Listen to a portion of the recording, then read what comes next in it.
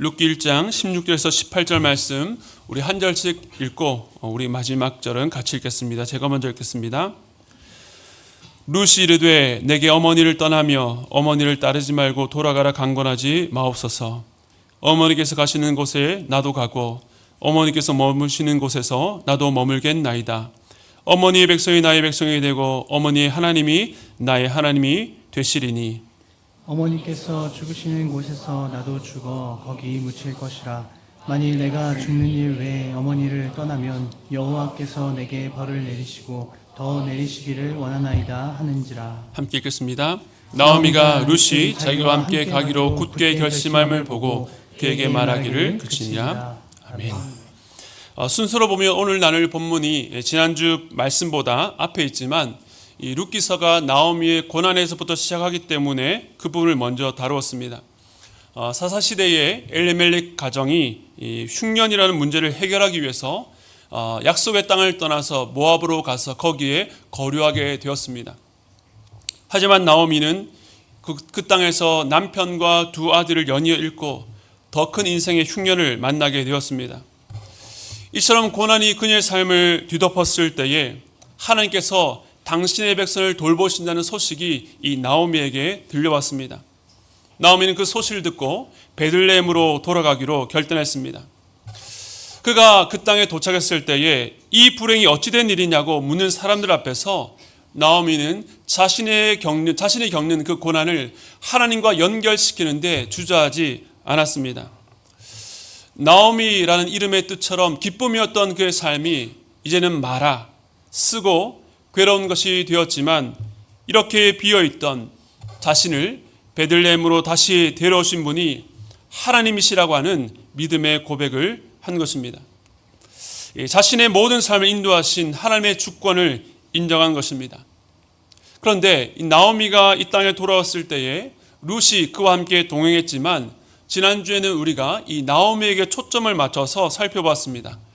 오늘은 이 두 번째 인물로 룻을 중심으로 말씀을 나누려고 합니다. 오늘은 설교의 제목처럼 이 선택에 대한 말씀입니다. 우리는 살아가면서 작고 사소한 것부터 중요한 것까지 많은 선택을 하게 되는데요. 그러나 모든 선택이 똑같은 무게를 지닌 것은 아닙니다. 그 다양한 선택들 중에서 오늘 우리가 함께 나눌 부분은 이 결정적인 선택에 관한 것입니다. 이것은 본질적이며 우리 삶의 방향을 결정짓는 참 중요한 선택이라고 할 수 있습니다. 인생의 결정적인 기로 앞에 서 있는 룻에 대해서 함께 나누겠습니다. 오늘 우리가 읽지 않았지만 룻기 1장 6절에서 17절까지 보면 이 돌아가다라고 하는 이 히브리어로 이 슈브라는 동사가 무려 8번이나 반복됩니다. 고난 끝에서 나오미는 이 베들레헴 고향으로 돌아가는데 두 며느리도 함께 돌아갑니다. 그런데 나오미는 3번에 걸쳐서 며느리들에게 계속해서 돌아가라라고 말하고 있고 며느리는 돌아가지 않겠다라고 실랑이를 벌입니다. 즉 모압과 베들레헴 길 위에서 세 과부는 어느 방향으로 돌아갈지를 결정하는 중요한 선택의 자리에 있는 것입니다. 저는 이 말씀을 묵상하면서 두 가지 질문이 생겼습니다. 먼저 첫 번째는 왜 나오미는 두 며느리에게 그토록 강하게 돌아가라고 요구했는가? 그리고 두 번째는 왜 룻은 그럼에도 끝까지 돌아가지 않았는가입니다. 오늘 이 두 질문을 중심으로 말씀을 나누겠습니다. 먼저 첫 번째입니다. 왜 나오미는 이 두 며느리에게 계속 돌려보내려고 했는가? 우선은 자신의 처지가 너무나도 비참해서였을 것입니다. 여호와의 손이 나를 치셨다라고 했는데 자신이 당한 이 고통을 두 며느리가 함께 겪기를 원치 않았을 것입니다. 신명기 율법에 보면 이 당시에 계대 결혼이라고 해서 기업을 이을 자손이 없이 남편이 죽으면 그의 형제나 가까운 친척이 이 과부와 결혼해서 형제 이름을 잇는 제도가 있었습니다. 이것은 룻기에서 아주 중요한 열쇠가 됩니다. 그런데 당시 나오미는 자신의 가문에 이 룻과 오르바와 결혼할 친척이 없다라고 생각했던 것 같습니다. 그래서 자신이 돌아가서 아들을 낳을지라도 어찌 그들이 장성하기를 기다리겠냐고, 나와 함께 돌아가도 너희들에게 소망이 없고 자신이 그들을 위해서 해줄 수 있는 것도 없다라고 말합니다. 이 두 며느리를 향한 나오미의 진심이 여기 있습니다. 룻기 1장 8절인데요. 우리 함께 읽겠습니다. 시작. 나오미가 두 며느리에게 이르되 너희는 각기 너희 어머니의 집으로 돌아가라. 너희가 죽은 자들과 나를 선대한 것 같이 여호와께서 너희를 선대하시기를 원하며. 자신의 처지보다 두 며느리를 더 배려하고 위하는 마음이 담겨 있습니다. 이 말씀에 보면 이 선대라는 말이 두 번 나오는데 원문을 보면 같은 단어를 사용한 것은 아닙니다. 앞에 있는 선대는 행하다라는 뜻이지만 뒤에 나오는 선대는 헤세드라고 해서 하나님께서 베푸시는 자비와 긍휼, 은혜를 말합니다. 즉 두 며느리가 자기를 따라 나선 것은 죽은 자들과 또 자기에게 선대한 일이었습니다. 나오미는 자신에게 인간적인 선대를 베푼 며느리들에게 하나님의 선대를 기원하며 돌려보내려 한 것입니다. 어떤 다른 사심 없이 며느리들이 행복하기를 바라는 시어머니이자 같은 여자로서의 진심이었고 이것이 그들에게 해줄 수 있는 최선이라고 생각했습니다. 우리가 정말 힘든 일을 겪게 될 때에 주변의 사람들을 찾고 사람들을 의지하는 사람들도 있지만 오늘 본문의 나오미처럼 오히려 곁에 있으려고 하는 사람들을 떠나보내고 혼자 있으려고 하는 사람들도 있습니다. 그 이유가 무엇입니까? 자기 때문에 다른 사람들이 더 힘들게 하는 것이 싫고 자신이 그들을 위해서 해줄 수 있는 것도 없다고 생각하기 때문입니다. 그러나 나오미는 하나님께서 이 가정을 회복하기 위해서 베들레헴에서 무엇을 준비하고 계셨는지 그리고 자기 땅으로 돌아온 자들을 책임지는 것은 나오미 자신이 아니라 하나님이신 것을 아직 알지 못했던 것입니다. 이처럼 절망은 자기를 과도하게 부풀려서 과장하고 소망을 감히 생각하지 못하도록 그를 어둠 가운데 가둡니다. 나오미는 인간적인 걱정과 염려에 자신과 함께하는 것이 결코 복이 될 수 없다라고 생각했던 것 같습니다. 그런데 이런 절망 가운데서도 소망의 빛을 본 사람이 있었는데 그가 바로 룻입니다. 나오미가 돌아가자고 했을 때에 처음에는 두 며느리가 모두 다 울면서 따라가겠다고 했습니다. 그런데 다시 한번 강권하자 이 오르바는 나오미에게 입맞추고 자기 고향으로 돌아가고 말았습니다. 그때 나오미가 이렇게 말했습니다. 룻기 1장 15절 함께 읽겠습니다. 시작. 나오미가 또 이르되 보라 내 동서는 그의 백성과 그의 신들에게로 돌아가니 너도 너의 동서를 따라 돌아가라 하니. 이 모압과 베들레헴 사이에서의 실랑이는 단순히 거주지를 결정하는 문제가 아니었습니다. 나오미는 오르바에 대해서 그의 백성과 그의 신들에게로 돌아갔다라고 말했습니다. 그러니까 모압 땅으로 돌아간다는 것은 모압 백성으로 살며 모압의 대표적인 신 그모스에게로 돌아간다는 것을 의미합니다. 모압과 이스라엘은 눈에 보이는 나라를 넘어서 그모스와 여호와 사이에 누구를 섬기며 살 것인지를 선택하는 믿음의 문제였다는 것입니다. 그래서 나오미가 계속해서 룻을 향해서 모압으로 돌아가라고 말하는 것은 인간적인 측면에서 보면 시어머니로서 며느리를 향한 배려였지만 이것을 영적인 측면에서 본다면 룻에게 그모스와 여호와 하나님 사이에 믿음을 택하라는 도전이기도 했습니다. 그런데 만일 그런 의미가 있다면 어떤 분들은 이 나오미를 향해서 아니 그렇다면 전도하는 마음으로 룻과 오르바가 따라가기 싫다고 해도 끝까지 데려와야 되는 거 아니냐라고 생각하는 분들이 있을지 모르겠습니다. 그러나 이 당시에 나오미의 입장에서 며느리들에게 선뜻 베들레헴으로 돌아가자고 말하는 것은 쉽지 않았을 것입니다. 지금 나오미 역시 믿음의 연단을 받고 있었고 그 상황에서 나와 함께 가자라고 강한 확신으로 이끌 수가 없었던 것입니다. 의심과 회의 중에 여호와께로 발걸음을 옮기고 있었던 나오미는 룻에게 3번 돌아가라고 말했습니다. 그런데 이것이 나오미가 의도했는지는 상관없이 하나님께서는 이 과정을 통해서 룻의 믿음 역시 연단하고 계셨던 것입니다. 그러니까 막연히 무조건 잘 될 테니 나를 따라와가 아니라 너희가 나와 함께 돌아간다는 것이 무엇을 의미하는지 아느냐? 이 걸음에 어떤 대가가 필요한지를 알고 걷느냐? 너희 각자가 믿음으로 결단하고 걸으라고 도전하고 있는 것입니다. 그래서 나오미가 두 번째 말했을 때에 오르바와 룻의 선택이 갈립니다. 룻기 1장 14절에 그들이 소리를 높여 다시 울더니 오르바는 그의 시어머니에게 입맞추되 룻은 그를 붙조졌더라. 붙조졌다. 이 말은 히브리어로 이 다바크라고 하는 동사인데 접착체를 붙이듯 찰싹 달라붙은 것을 말합니다. 룻은 이후에도 아주 강하게 다바크했습니다. 그래서 18절에서 나오미는 이 룻의 결심을 보고 더 이상 말하기를 그칩니다. 이렇게 룻의 확정된 마음의 내용이 바로 오늘 본문인데요. 우리 먼저 본문 1장 16절 다시 한번 읽겠습니다. 시작. 룻이 이르되 내게 어머니를 떠나며 어머니를 따르지 말고 돌아가라 강권하지 마옵소서. 어머니께서 가시는 곳에 나도 가고 어머니께서 머무시는 곳에 나도 머물겠나이다. 어머니 백성이 나의 백성이 되고 어머니 하나님이 나의 하나님이 되시니. 아멘. 여기서 제일 먼저 나오는 떠나다라고 번역된 단어는 이 아자부인데요. 이 버리다, 거절하다는 뜻입니다. 룻에게 어머니를 떠나는 것은 어머니를 버린 것과 같았습니다. 그 이후의 말을 보면 단순히 어머니만 버린 것이 아니었습니다. 이어 룻은 어머니께서 가시는 곳에 나도 가고 어머니께서 머무시는 곳에 나도 머물겠다라고 말하는데 여기서 머문다는 말도 이 밤을 새우다, 이 숙박하다는 의미로 장기간 정착한다는 의미보다는 길 위에서 잠시 머무는 여행자의 언어와 가깝습니다. 베들레헴으로 돌아간 나오미가 정착에 실패하고 또다시 이동한다 할지라도 그 나그네 길, 그 알 수 없는 길을 어디든지 함께하겠다는 놀라운 고백인 것입니다.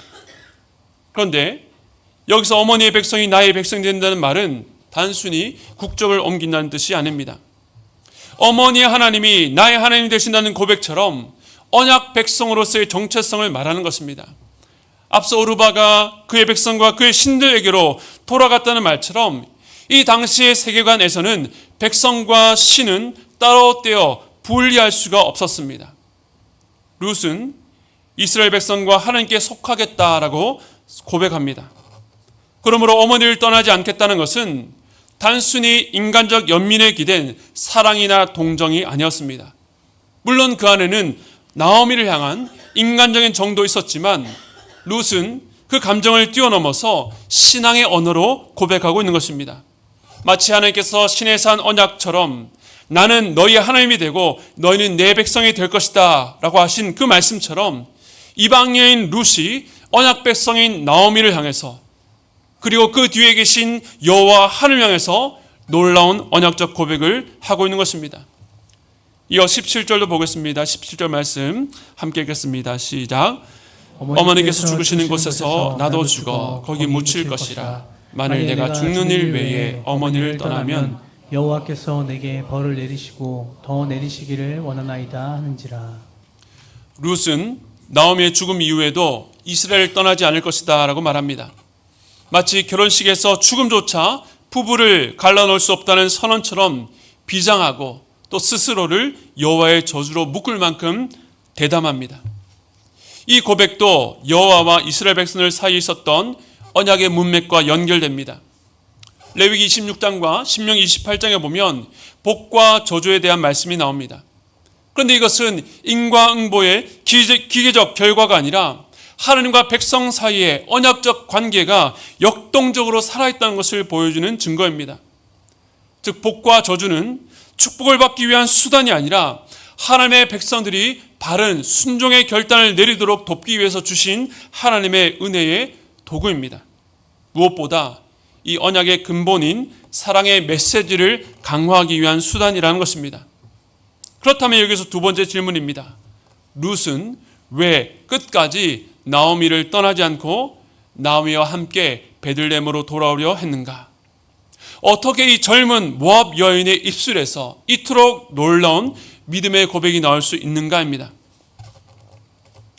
룻은 전혀 이런 믿음을 기대할 수 없는, 그런 고백할 수 있는 출신이 아니었습니다.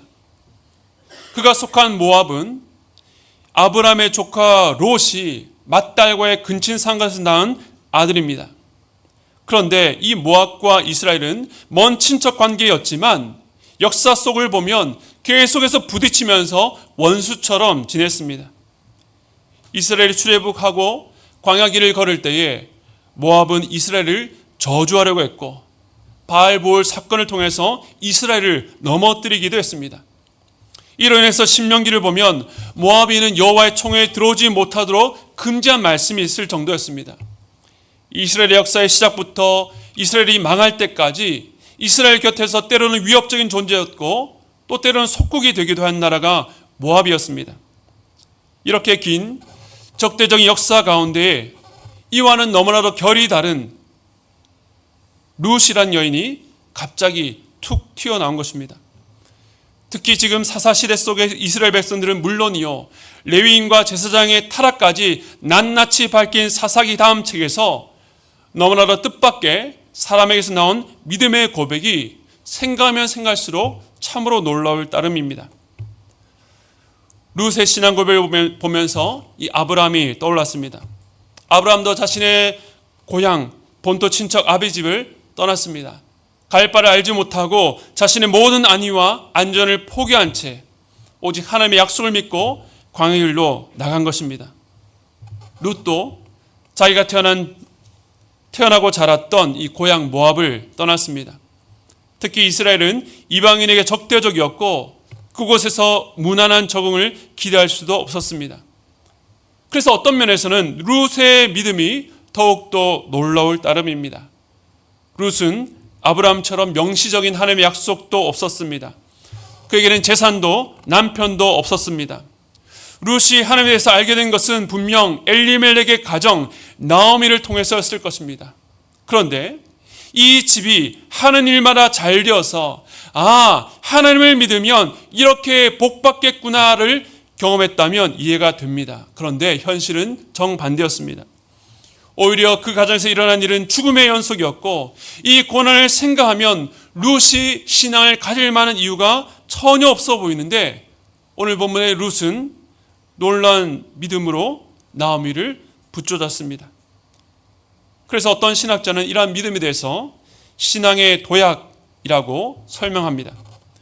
룻이 처해 있는 현실과 그 결단한 내용 사이에 엄청난 갭이 있어서 이성을 뛰어넘는 엄청난 점프를 해야 그런 믿음을 보일 수 있다는 것입니다. 아브라함이 이삭을 하나님께 바친 믿음이 대표적이라고 말합니다. 그러나 이것은 성경을 충분히 읽지 않아서 갖는 오해입니다. 믿음은 인간 편에서 뛰어 올라야 되는 것이 아니라 시작부터 끝까지 철저하게 하나님께서 주도하시고 일하시는 자리이기 때문입니다. 그래서 믿음은 하나님의 선물입니다. 하나님께서 아브라함에게 이삭을 바치라고 요구하기 이전에 그의 삶 속에서 열심히 일하셨습니다. 이 과정을 통해서 아브라함은 하나님을 더 깊이 신뢰하는 믿음이 자랐고 하나님께서 이삭을 반드시 살리실 것도 믿게 된 것입니다. 그래서 신앙은 비이성적이거나 비합리적이지 않습니다. 왜냐하면 신앙은 인격에 대한 것이기 때문입니다. 죄인인 우리가 창조주이신 하나님에 대해서 알아가면 알아갈수록 신뢰할 만한 분이라는 것이 깊이 믿어집니다. 그 믿음이 견고히 설 때에 신앙은 이성과 합리성을 초월해 역사하는 것입니다. 그러니까 무엇에 홀린 듯 비상식적인 행동을 하는 것이 아니라 하나님께서 주도하시는 역사 속에서 이성과 감정과 의지를 가지고 똑똑히 분별하여 믿음 없는 자는 절대 할 수 없는 선택을 믿음으로 하게 되는 것입니다. 그러므로 누군가의 놀라운 믿음의 결단을 보면서 감탄해야 될 대상은 그 결단을 내린 사람이 아니라 그 사람 안에서 역사하신 하나님이어야 하는 것입니다. 룻은 어머니의 하나님이라고만 하지 않고 나의 하나님이라고 분명히 고백합니다. 어머니의 하나님을 따르겠다고 아니라 이제는 나의 하나님 되신 그분을 따르겠다는 것입니다. 룻은 어머니를 통해 하나님을 알게 되었지만 이제 나의 하나님이라 할 만큼 하나님과 자신 사이에 인격적인 만남이 있었고 그 속에서 믿음이 자라 역사한 것입니다. 우리는 그 과정과 스토리를 다 알 수 없지만 룻은 자기 안에 역사하신 하나님으로 말미암아 놀라운 믿음의 선택을 한 것입니다. 그에게 있어서 이 하나님이 얼마나 크셨던지 모든 것을 잃어버리고 사람들은 저주라 말하는 그 환경 속에서도 하나님께 자신의 모든 미래를 맡깁니다. 가난과 좌절, 절망을 넘어서 그보다 크신 하나님에 대한 믿음으로 앞을 내다보고 있는 것입니다. 그런데 누군가 인생에서 겪는 고난 때문에 하나님을 버리고 다른 길을 찾는다면 그 사람에게 하나님은 환경보다 작은 분입니다. 하나님을 고작 내가 원하는 대로 환경을 만들 수 있는 도우미로 착각한 것이죠. 그러나 룻에게 하나님은 자신의 처한 환경을 넘어설 만큼 크신 분이셨습니다. 그렇기 때문에 낯선 땅, 이방인을 멸시하는 땅으로 가면서도 위축하거나 두려워하지 않습니다. 사랑하는 성도 여러분, 한 사람 안에 믿음이 자라나는 것은 참 놀라운 신비입니다. 그것을 사람의 말과 논리로 다 설명할 수 없어서 은혜라고 말합니다. 저는 룻 안에 주어진 이 은혜를 묵상하면서 이 의외성이라는 단어가 떠올랐습니다. 모든 것이 무너져서 폐허가 된 상황, 아무런 소망을 가질 수 없는 이 상황들은 단지 그 시대 나오미의 가정에서만 닥친 어둠이 아니라 당시 사사시대 이스라엘 전체에 드리워진 어둠이었습니다. 그런데 전혀 기대치 않았던 이방 여인 룻에게서 놀라운 믿음을 발견하게 되는 것입니다. 하나님께서 이 어두운 시대에 아무도 주목하지 않았던 한 여인 안에서 놀라운 믿음을 일으키셨습니다. 뿐만 아니라 전혀 믿음을 가질 수 없을 것만 같은 상황에서 룻은 놀라운 믿음의 길을 택한 것입니다. 고난 가운데서도 믿음이 자라는 의외성입니다. 이처럼 믿음을 기대할 수 없는 사람에게서, 믿음을 가질 수 없는 환경에서 믿음이 일어나고 자라갑니다. 우리도 이제 막 믿음 생활을 시작하신 분, 초신자들이 고난 가운데서도 믿음으로 반응하는 모습을 보면서 놀랄 때가 있습니다. 그것이 믿음의 의외성, 바로 은혜가 역사하는 방식입니다. 오늘 본문의 룻은 참 대단한 믿음의 사람입니다. 하지만 그가 대대로 좋은 믿음의 가문에서 태어났거나 신앙이 좋고 경제적으로 넉넉하고 부유한 가정에 시집가서 좋은 환경에서 새로운 것도 아니었습니다. 기적과 같은 특별한 체험을 한 것도 어느 날 하나님의 음성을 들은 것도 아니었습니다. 그를 돌봐줄 좋은 믿음의 공동체가 있었던 것도 아니고 성경 지식이 많거나 좋은 설교를 많이 들은 것도 아니었습니다. 그런데 룻은 결정적인 순간에 믿음의 선택을 합니다. 하지만 우리 중에는 좋은 믿음의 가문에서 태어나신 분도 있을 것입니다. 지금까지 살면서 별다른 고난 없이 부유하게 자란 분도 계실 것입니다. 인생의 특별한 기적을 체험하고 지금까지 좋은 교회에서 신앙적으로 잘 양육받고 또 유튜브를 통해서 날마다 좋은 설교를 많이 듣는 분들도 계실 것입니다. 하지만 오늘 이 룻의 자리에서 베들레헴으로 가겠다고 결단할 수 있는 분이 과연 얼마나 될까요? 뻔히 보이는 고난과 수치, 낯설고 불안한 것을 감수하고서라도 믿음의 길을 걸어갈 수 있는 분들이 얼마나 될까요? 말씀을 전하고 있는 저 역시 자신할 수 없습니다. 그렇다면 우리가 잃어버린 것이 무엇입니까? 너무나 좋은 환경 속에 신앙을 하면서도 놓쳐버린 것은 무엇입니까? 사람들은 믿음을 말하면서 자꾸 영적인 것, 무언가 이 현실과는 다른 세계처럼 생각하려고 합니다. 하지만 우리의 믿음은 반드시 현실에 뿌리 내려야 됩니다. 현실과 무관하지 않다는 것입니다. 그래서 신약의 서신서를 보면 복음의 진리를 가르친 이후에 항상 실생활의 적용을 강조합니다. 그 중에서 특히 부부관계, 부모와 자식관계, 일터에서 주인과 종의 관계에서 진리 위에서 신실할 것을 요구합니다. 그런데 우리는 믿음을 핑계로 이 관계, 이 고난의 현실을 건너뛰려고 합니다. 하늘로부터 믿음이라는 놀라운 능력으로 고난을 겪지 않고 한순간에 점프하기를 기대합니다. 하지만 오늘 이 룻이 믿음의 꽃을 피운 자리를 보십시오. 인간적으로 아무것도 기대할 수 없는 고난의 자리였습니다. 그 고난 속에 나오미와 룻은 서로가 자기 필요보다 서로의 필요를 앞세우는 희생적인 사랑을 보여주었습니다. 이것은 인간적인 사랑에서 출발해서 믿음에 도달했다는 뜻이 아닙니다. 그들 안에 있는 믿음이 이 땅 위의 관계 속에서 그 믿음의 실체를 드러내는 것입니다. 사랑하는 성도 여러분, 눈에 보이지 않는 우리의 믿음은 하나님께서 우리에게 허락하신 모든 관계 속에서 신실한 사랑으로 드러나야 됩니다. 자신의 유익을 위해서 관계를 이용하고 필요 없으면 버리는 것이 아니라 상대방의 복됨과 유익을 위해서 자기를 희생하고 섬기는 그 사랑에서 우리의 믿음이 드러나는 것입니다. 예수님께서 십자가 위에서 우리에게 이러한 사랑을 보여주었기에, 그 사랑으로 우리를 구원하셨기에 우리는 사랑하는 자리에서 그 주님의 사랑을 더욱 깊이 깨닫게 됩니다. 믿음의 선택이라고 할 때에 우리는 선택하는 그 자리, 그 순간에만 주목하지만 그 아래에는 시간으로 축적된 삶이 포함되어 있습니다. 내가 평소에 하나님과 아무런 상관없이 살다가 어느 순간 위대한 믿음의 결단할 수 있는 것이 아닙니다. 마찬가지로 내 주변의 여러 관계 가운데에 신실치 못하고 사랑이 없이 살면서 어느 날 내가 주를 위해서 믿음의 길을 택할 수 있다라고 믿는 것은 미신이요 맹신에 불과합니다. 여러분의 믿음이 모든 관계를 통해서 드러나고 증명됩니다. 그러므로 여러분, 날마다 사랑하며 사시기 바랍니다.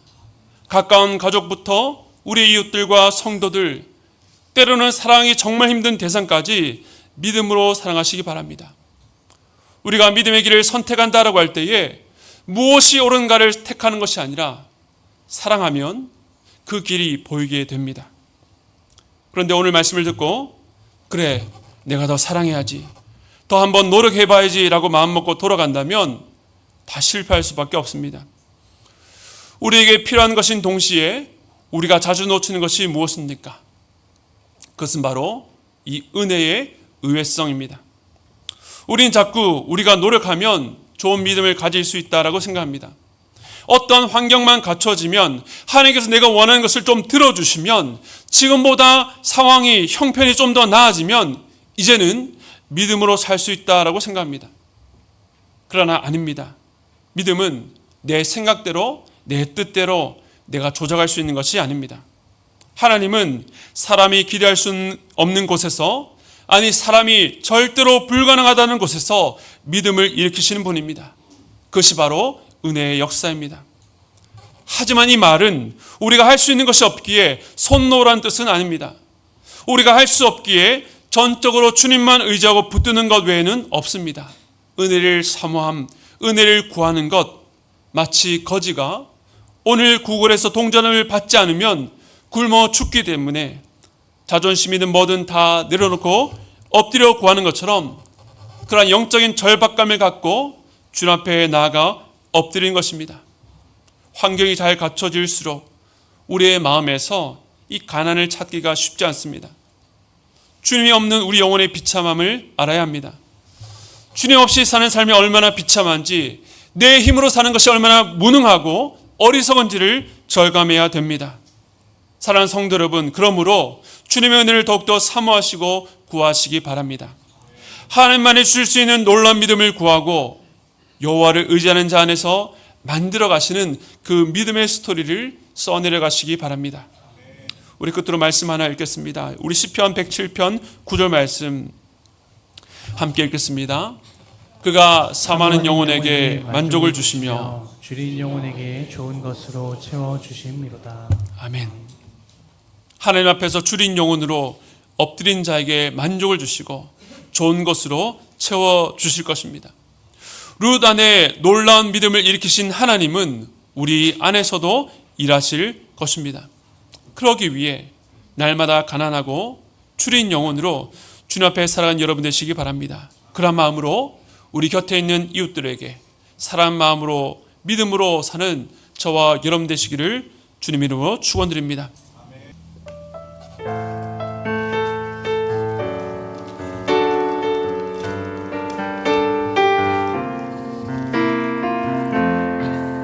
이 길을 알게 되어 이 길을 알게 되어 나의 삶은 복되다.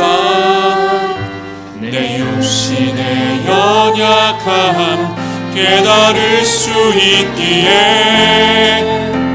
담을 수 없는 큰 사랑 담아볼 수 있기에 나의 삶을 참으로. 다시 한 번 더 처음부터 고백했습니다. 이 길을 알게 되어 이 길을 알게 되어 나의 삶은 복되다. 내 육신의 연약함 깨달을 수 있기에 담을 수 없는 큰 사랑 담아볼 수 있기에 나의 삶은 참으로 복되다. 아버지의 때를 기다리며 아버지의 때를 기다리며 내 원함을 걷고도고 주의 뜻이 이루어지길 구하며 볼 수 있어 영광이라. 이 길을 걷게 되어 나의 삶은 복되나.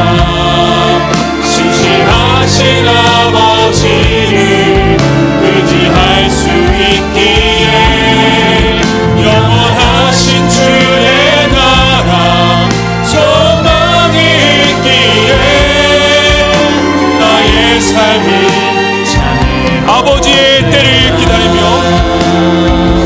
아버지의 때를 기다리며 내 원함을 걷고도고 주의 뜻이 이루어지길 구하며 볼 수 있어 영광이라. 이 길 걷게 되어 나의 삶은 복되다. 신실하신 아버지를 의지할 수 있기에 영원하신 주의 나라 소망이 있기에 나의 삶은 참으로 복되다. 나의 삶은 참으로 복되다. 아멘. 그렇습니다. 믿음의 길을 걸어가는 이 삶은 참으로 복된 삶입니다. 여러분 주변 환경과 여러분의 처한 상황, 고난을 탓하지 마시고 그곳에서도 믿음의 의외성, 은혜의 의외성을 일으키시는 하나님만을 의지하고 바라보시기 바랍니다. 우리가 해야 될 일은 거지처럼, 영적 거지처럼 주님의 은혜를 사모하는 것밖에 없습니다. 하나님의 은혜가 아니면, 하나님께 우리를 한순간도 붙들어주지 않으시면 나는 감당할 수 없습니다. 나는 살아갈 수 없습니다. 라는 그 절박한 마음으로 주님 앞에 엎드릴 때에 그 갈급한 심령을 우리 주님께서 채워 주실 것입니다. 그 마른 땅에 은혜의 단비를 부어 주실 것입니다. 그러한 놀라운 믿음의 열매가 오늘 우리 주변에 있는 여러 관계 가운데에 나타나기를 원합니다. 옆에 있는 지체들을, 곁에 있는 이웃들을, 여러분의 가족들을 우리 힘을 어떻게 사랑할 수 있겠습니까? 그러므로 말미암아 우리는 주님의 은혜만을 구하는 자리에 날마다 설 수밖에 없습니다. 그 앞에서 늘 넘어지고 실패하기 때문에 더욱더 주님만을 붙들 수밖에 없다는 것을 기억하시고 그 주님을 신뢰하는 믿음으로, 그 주님을 의뢰하는 마음으로 더더 주님께 나아가는 우리 모두 되기를 원합니다. 오늘 이 시간에 함께 성찬을 함께 나누었습니다. 그것이 뜻하는 바가 무엇입니까? 그러한 삶을 살아갈 수 있도록 우리 주님께서 우리의 양식이 되어셔서, 우리의 음료가 되어셔서 우리로 하여금 그 걸음을 걷게 하신다는 것입니다. 우리 함께 말씀과 성찬을, 은혜를 기억하시면서 주님께 그런 믿음의 길을 걸을 수 있도록 함께 결단하며 주님 앞에 나아가도록 하겠습니다. 함께 기도하겠습니다. 하나님 아버지, 하나님, 우리는 모압과 베들레헴 길 사이에서 주님께로 나아가지 못하고 여전히 세상의 염려와 걱정들로 말미암아 모압으로 돌아가려고, 모압으로 가려고 하는 것이 우리의 삶이었음을 고백합니다. 그러나 주님, 우리를 그대로 우리의 선택대로 걸어가도록 내버려 두지 아니하시고 우리를 일깨워서 예배의 자리로, 주의 은혜의 성찬의 자리로 우리를 불러주심에 감사를 드립니다. 우리가 오늘 존재할 수 있는 것, 오늘 우리가 살아갈 수 있는 것이 우리의 능력과 우리의 생명의 힘 때문이 아니라 바로 주께서 십자가에 흘려주신 그 보혈과 그 찢으신 살의 능력임을 고백합니다. 그러므로 우리가 날마다 주 앞에 나아가 주린 영혼으로 마른 땅처럼 우리의 손을 하명에 들고 주님의 은혜를 구하는 우리가 될 수 있도록 붙잡아 주시옵소서. 정말로 믿음을 꼽힐 수 없는 그 땅 가운데 하나님은 믿음을 일으키신 분입니다. 그러므로 우리가 지금 처해 있는 고난과 어떤 것도 기대할 수 없는 상황 가운데에 우리의 눈을 들어서 주님을 바라볼 때에 바로 그 자리에서 놀라운 믿음의 열매가 나타날 수 있도록 붙잡아 주시옵소서. 두려움으로 뒤로 움츠러드는 것이 아니라 이 믿음을 의지하여서 오늘도 사랑하게 하시는 그 주님의 은혜를 의지하며 우리의 사랑하는 가족들에게, 또 내가 사랑할 수 없는 사람들에게 인간적인 연민이 아니라 주님의 사랑으로 나아가는 복된 성도들 될 수 있도록 붙잡아 주시옵소서. 그 걸음과 그 돌봄을 통해서 우리 그리스도의 놀라운 역사가 우리 모든 관계 가운데 꽃피우는 연말 될 수 있도록 붙잡아 주시옵소서. 지금은 우리 주 예수 그리스도의 한량없는 은혜와 하나님 아버지의 무한하신 사랑하심과 성령님의 감동 감화 교통하심의 역사가, 은혜의 의외성, 그 은혜를 사모하며 날마다 주린 영혼으로, 갈급한 심령으로 주님 앞에 엎드리겠다고 결단하고 돌아가는 모든 성도들의 머리 위에 지금부터 영원토록 함께 있기를 축원드리옵나이다. 아멘.